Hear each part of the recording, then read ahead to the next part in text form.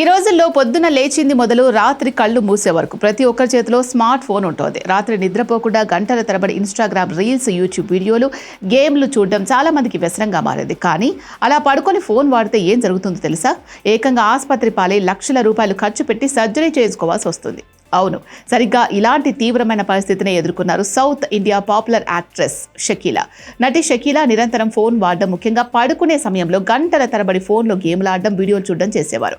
ఇలా నిరంతరం మెడ వంచి గంటల కొద్దీ ఫోన్ వైపే చూడడం వల్ల ఆమె మెడలోని నరాలపై తీవ్రమైన ప్రాబ్లం వచ్చి విపరీతమైన నొప్పితో బాధపడ్డారు. డాక్టర్లు పరిస్థితి సీరియస్ గా ఉందని చెప్పడంతో దాదాపు 3 లక్షల రూపాయలు ఖర్చు చేసి సర్జరీ చేయించుకోవాల్సి వచ్చింది. ప్రస్తుతం ఆమె మెడకు బెల్ట్ పెట్టుకొని కోలుకుంటున్నారు. ఈ విజువల్స్ ఇప్పుడు సోషల్ మీడియాలో విపరీతంగా వైరల్ అవుతున్నాయి. సర్జరీ తర్వాత కోలుకుంటున్న షకీలా అభిమానులకు ఒక ముఖ్యమైన హెచ్చరిక చేశారు. ఫోన్ అనేది అవసరమే, కానీ దానికి బానిసలు కావద్దు. రాత్రులు అనవసరంగా ఫోన్ చూస్తూ సమయాన్ని, ఆరోగ్యాన్ని నాశనం చేసుకోవద్దు. దీనివల్ల డబ్బు పోవడమే కాకుండా భరించలేని నరక యాతన అనుభవించాలి. ముఖ్యంగా మీ పిల్లల చేతికి ఫోన్లు ఇచ్చి వదిలేయకండి, వారిని ఎప్పటికప్పుడు గమనించండి అని ఆమె ఆవేదన వ్యక్తం చేశారు. కేవలం 18 ఏళ్ల వయసులో చిత్ర పరిశ్రమలోకి వచ్చిన కిన్నెరా తుంబికల్ అనే సినిమాతో రాత్రికి రాత్రే కల్ట్ స్టార్ గా మారిపోయారు. అప్పట్లో మలయాళంలో మమ్ముట్టి, మోహన్ లాల్, సురేష్ గోపి లాంటి బడా హీరోల సినిమాలు కూడా షకీలా సినిమాల దెబ్బకి బాక్స్ ఆఫీస్ వద్ద వాయిదా పడేవి అంటే ఆమె రేంజ్ ఏంటో అర్థం చేసుకోవచ్చు.